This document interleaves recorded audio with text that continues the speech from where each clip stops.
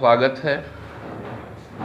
कुछ परेशानी हुई होगी आप लोगों को नया ठिकाना खोजने में, उसके लिए खेद व्यक्त करते हैं।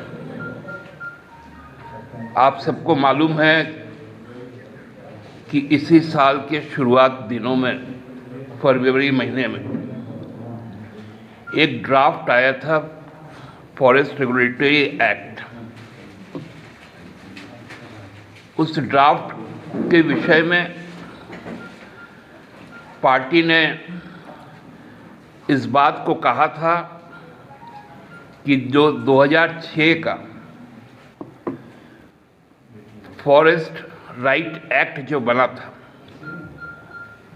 जो वन अधिकार कानून, ये 2005 में हमारे ही दल के द्वारा संसद में उठाया गया था कि जो वन क्षेत्र के लोग हैं और जो वन पर आश्रित लोग हैं, उनके अधिकारों को सुरक्षित किया जाए।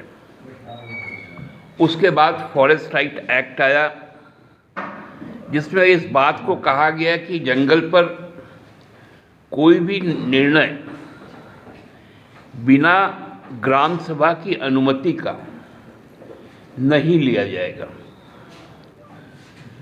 तत्पश्चात 2009 में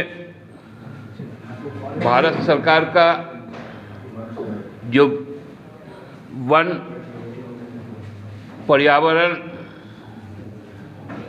और मौसम, जिसको हम लोग क्लाइमेट चेंज कहते हैं, वो मंत्रालय ने भी इस बात की पुष्टि की थी। लेकिन हाल के दिनों में एक नया उस अधिकार पे अतिक्रमण करते हुए फॉरेस्ट कंजर्वेशन रूल नाम से एक नया कानून बनाने का काम किया गया। उसकी तैयारी की गई भारत सरकार के द्वारा, जहां पर ग्राम सभा के निर्णय या उसके जो अधिकार थे, जो दिए गए अधिकार थे, उसको पूरी तरह से समाप्त कर दिया गया। वो केवल औपचारिकता भर है। देश में इसका विरोध हुआ, माननीय उच्चतम न्यायालय ने इस पर संज्ञान लिया, तब जाकर उसको संरक्षित कर पाया। और ये फॉरेस्ट कंजर्वेशन जो संरक्षण नियम बना है, ये उसको भी समाप्त कर देता है। ये कितना डरावना नियम है, जिसका जिक्र हमारे माननीय मुख्यमंत्री जी ने कल लिखा है प्रधानमंत्री जी को। मैं आपको मोटे तौर पर 7 ऐसी विसंगतियां बता रहा हूं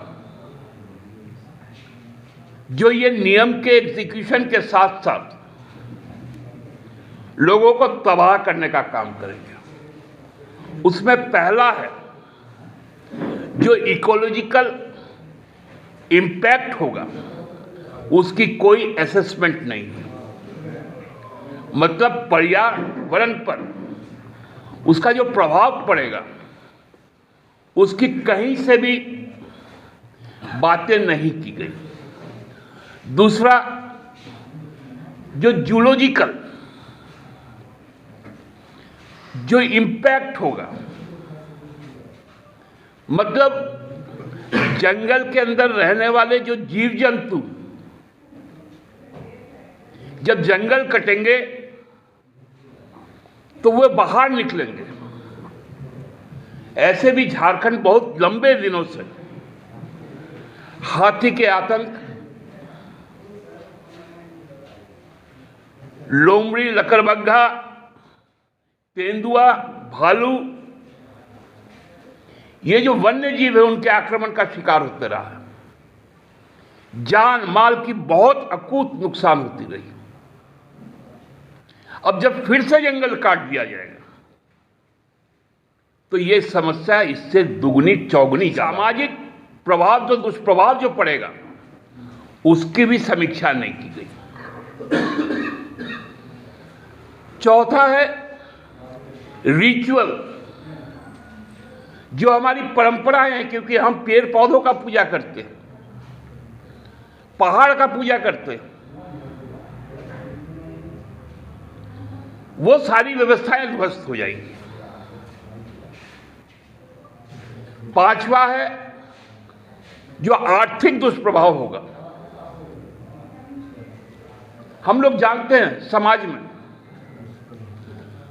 आज भी चाहे कोई भोज भात हो,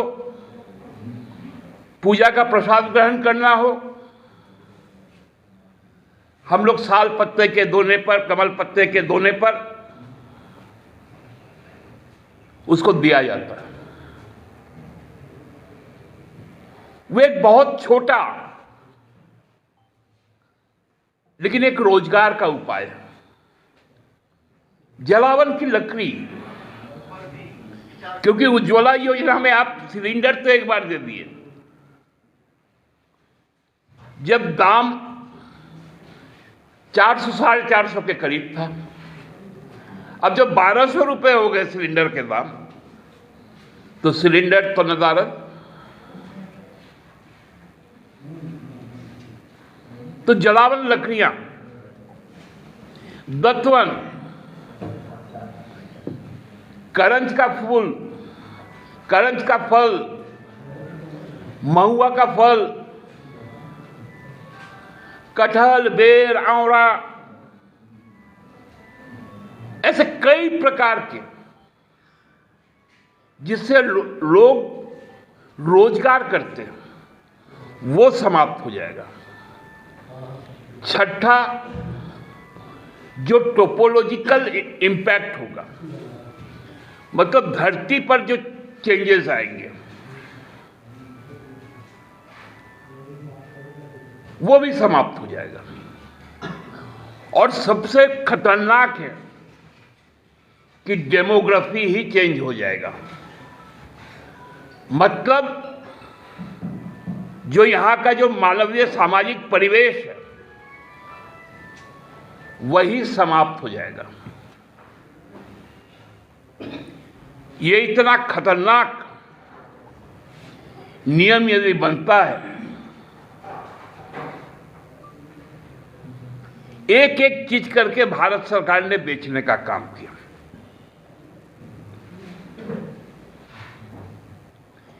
रेल बेचा, सेल बेचा, गेल बेचा, एयरपोर्ट बेचा, नेचुरल गैस बेचा, बंदर बेचा, नदियां बिकी। जो एक शाश्वत चीज है प्रकृति, अब वो प्रकृति की भी नीलामी होने की तैयारी की गई।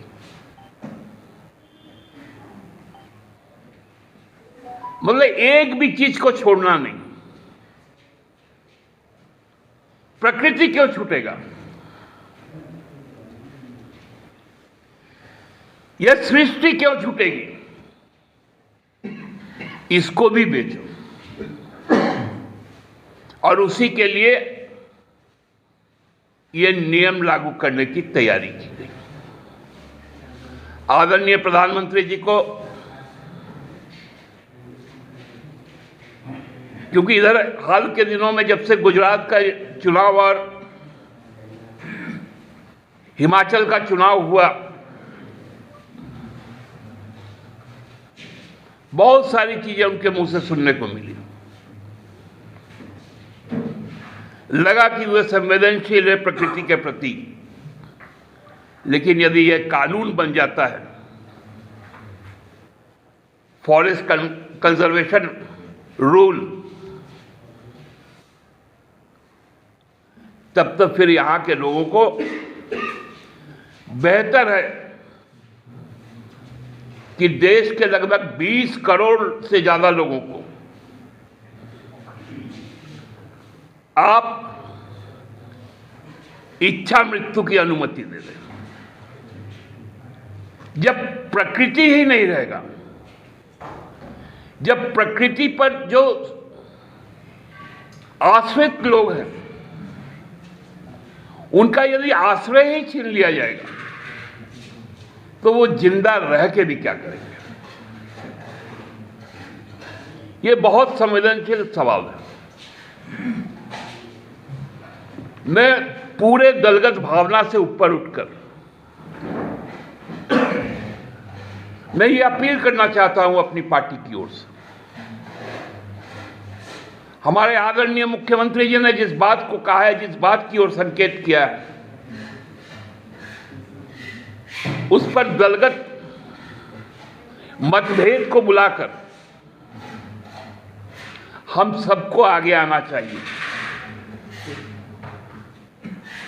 कि कॉरपोरेट राज के खिलाफ